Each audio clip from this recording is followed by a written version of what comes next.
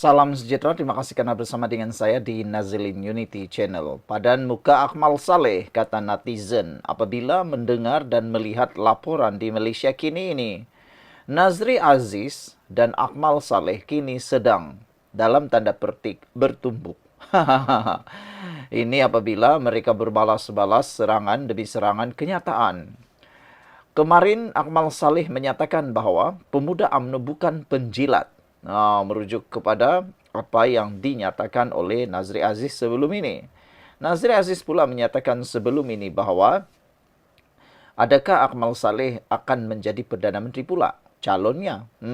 Kata Nazri Aziz, belum ada sesiapa yang boleh menggantikan Anwar Ibrahim setakat ini yang boleh menstabilkan kerajaan dan juga apa yang sedang berlaku dalam politik Malaysia.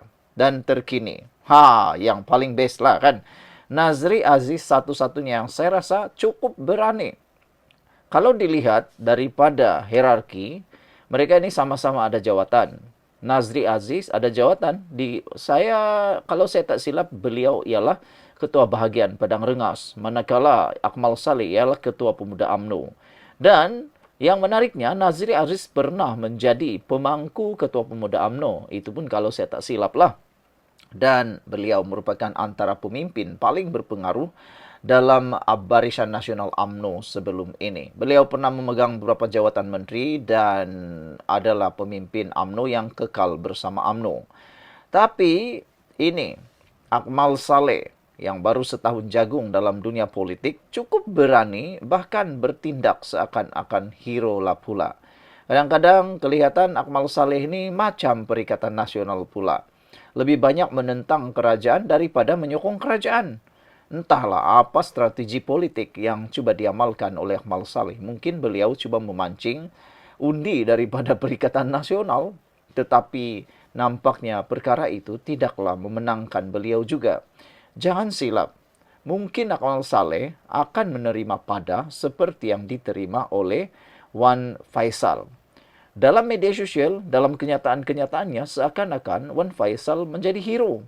Macam dia paling hero lah kan dalam memperjuangkan sini sana. Dia berteriak di parlimen, di luar parlimen, di media sosial.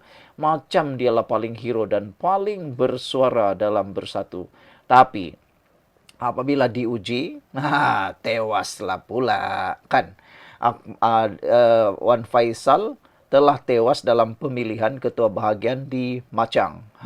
Kalah pula dengan Cikgu Din. Yang paling menarik, kalah teruk dengan hanya undian. Tak sampai 50 pun berbanding undian Cikgu Din yang 100 lebih. Jadi rupa-rupanya orang yang melalak di luar sana yang macam hero itu taklah hero sangat.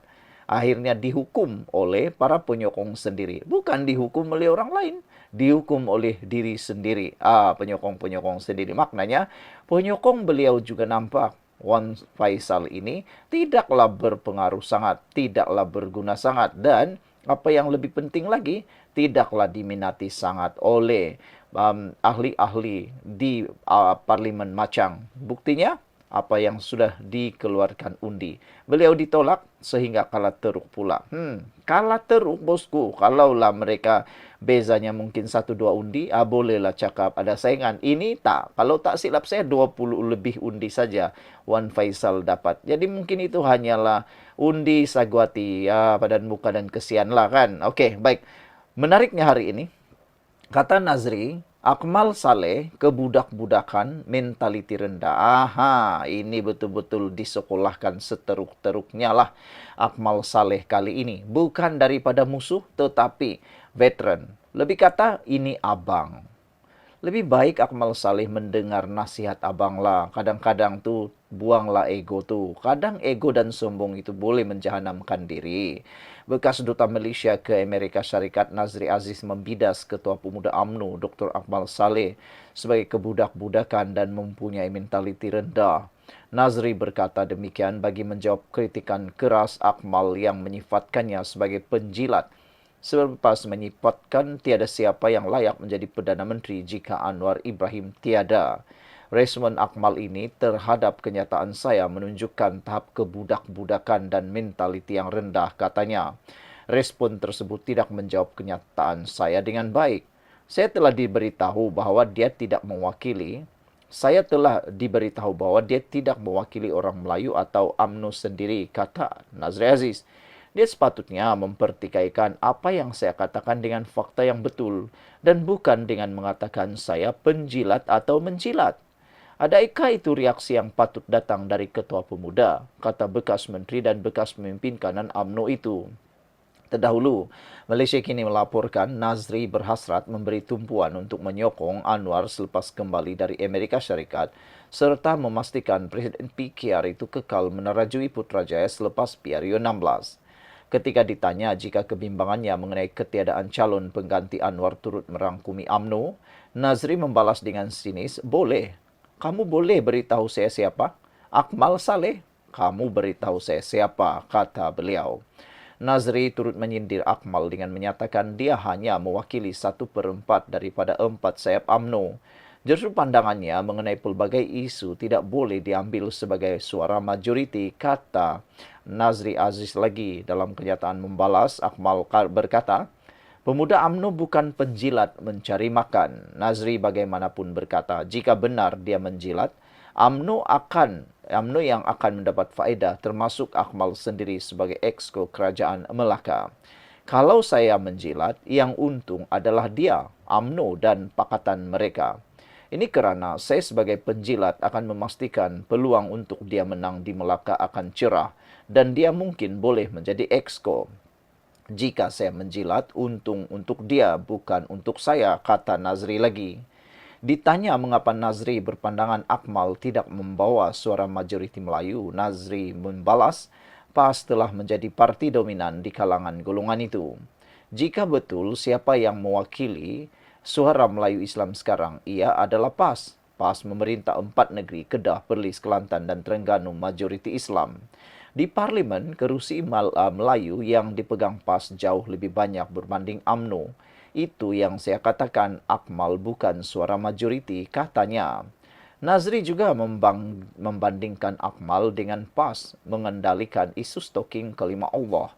PAS mengendalikan isu stalking dengan baik tanpa seberang ketegangan kaum berbanding Akmal dan pemuda UMNO, katanya lagi.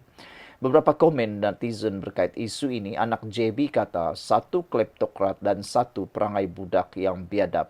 Dan mereka tidak tahu mengapa kehilangan sokongan, kata anak JB. Kotaro Minama kata, Akmal bukan mentaliti rendah, tapi dia sakit mental. Sepatutnya tak sesuai jadi wakil rakyat. Kalau cakap kasar sikit, jadi seorang insan pun tak sesuai. Sebab tingkah laku yang biadab dan sentiasa mengguris hati orang lain, kata Kotaro Minami. Green Cheetah 3211 kata, ya, budak ini sangka dia kuat mengkritik, boleh jadi pemimpin besar lah tu. Rakyat sudah rasa menyampah dengan drama dia tu. Macamlah tanpa muka dia, UMNO akan tumbang. Jangan lupa budak ini penyokong penyangak, rakyat benci penyangak, kata Green Cheetah. Pink Merlin kata Akmal patut ubah perangai atau seeloknya letak jawatan jika mau UMNO BN jadi dominan semula hanya diperalatkan PAS, kata Pink Merlin. JBK 046 kata kelihatan sekolah tinggi tetapi memang sah masih kebudak-budakan. Entah bagaimana ia dicalon menjadi pemimpin. Ramai lagi ahli UMNO yang matang dan berwibawa, kata JBK 046. Apabila komen anda, pendapat anda tentang isu ini, jangan lupa tinggalkan komen anda. Kita jumpa lagi. Bye-bye.